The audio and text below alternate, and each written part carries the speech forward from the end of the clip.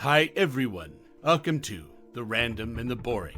Today we will explore some crazy conspiracy theories that were discussed on the Joe Rogan Experience podcast. I like listening to Joe Rogan Experience, and you need to have an open mind if you are listening to it. I love conspiracy theory, but I would recommend you to do your own research before believing it to be true. Here are some of them. The Adam and Eve story. But the Adam and Eve story, the theory of that is that it happens in cycles of 6,500 years, and that it's a 90-degree flip, but 6 days later, or on the seventh day, it corrects itself. The planet flips, not just correct. It's a planet flip, 90 degree, and that because of it, the Earth essentially does a standstill. The sun will basically stay in the same spot, causing heating like we've never experienced, and that the wind and the waters continue with their momentum, because essentially the wind travels at approximately 1,000 miles an hour at the equator. So the theory is that when that event happens, it's going to be cataclysmic. And here's the wild thing, is that in that document it says a continental-sized tsunami being 2 miles high.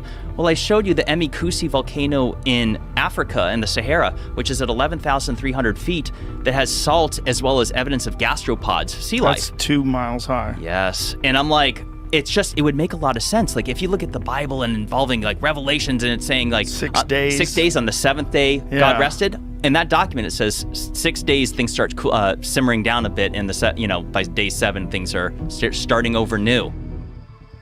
The afterlife theory. The theory that many people have is that death opens up a chemical gateway in the mind.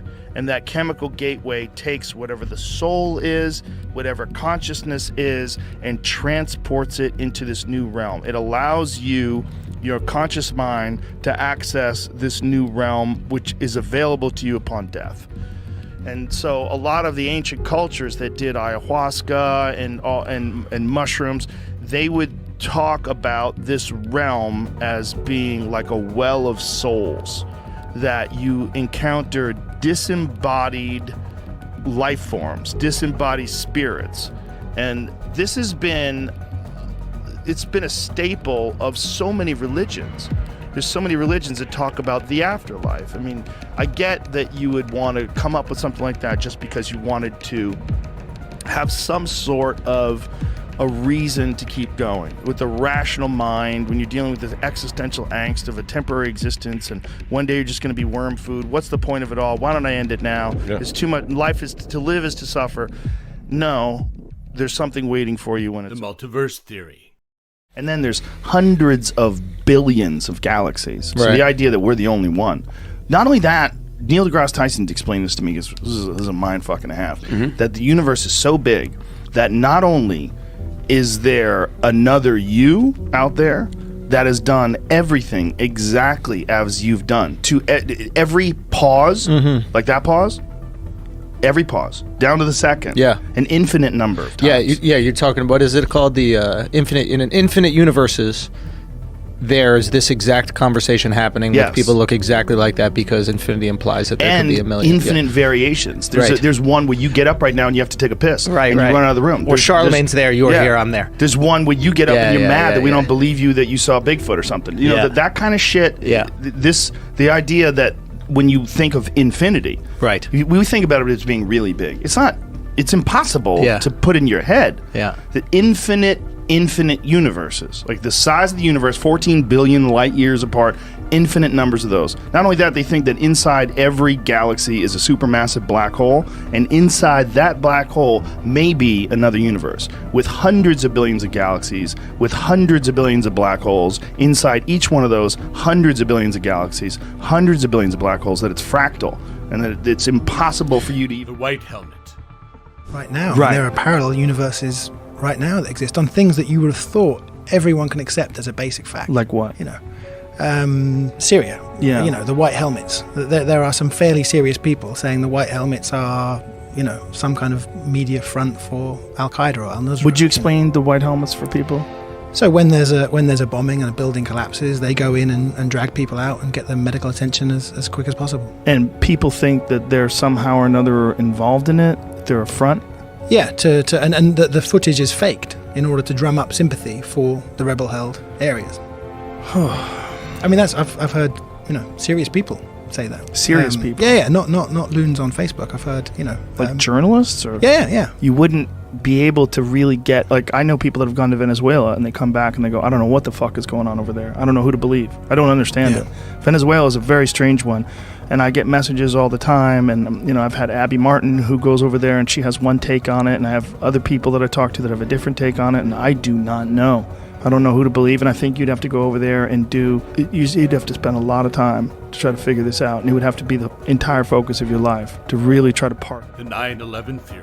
You want to hear another conspiracy theory that you probably don't know? It's going to blow your mind? Let's do it. The day before 9/11, the day before the attacks, Rumsfeld gave a press conference where he talked about trillions of dollars missing. The day. Then a plane slams into the very part of the building where they were doing the accounting, blows up half the fucking building in the Pentagon, blows up a wall. Donald Rumsfeld was on, where was it, the White House lawn? According to some estimates, we cannot track $2.3 trillion in transactions. 2.3. Okay, now, again, somebody told you that literally, like, right before 9/11 happened, they said they couldn't track $2.3 trillion. No, that didn't happen. That did not happen, but it did happen. What the fuck? Yeah, so think about what Kennedy said. Think about what you saw when you saw that Vice movie where Dick Cheney, who was the CEO of Halliburton, becomes the vice president and gets billions of dollars in no-bid contracts. Now think about what we just saw with Donald Rumsfeld saying they couldn't find $2.3 trillion. I don't know where it went. I don't know. It seems like we should have had it. So, like, we'll keep looking. Oh, no. The spot where we looked just blew up. Oh, my God. What the Find out hell? if that's true. If it was the accounting office, because this is what I love to say it because it sounds good. But let's make sure it's true that part blew up. But either way, that he did say that, and then they did get hit by a plane a couple of days later. It's unbelievable. It's so crazy, and no one talks about that $1 trillion. The moon landing of 1969. The press conference from 1969 when they returned from the moon is one of the most cryptic, weird things you'll ever see. These guys look like they just stole something and they're being questioned.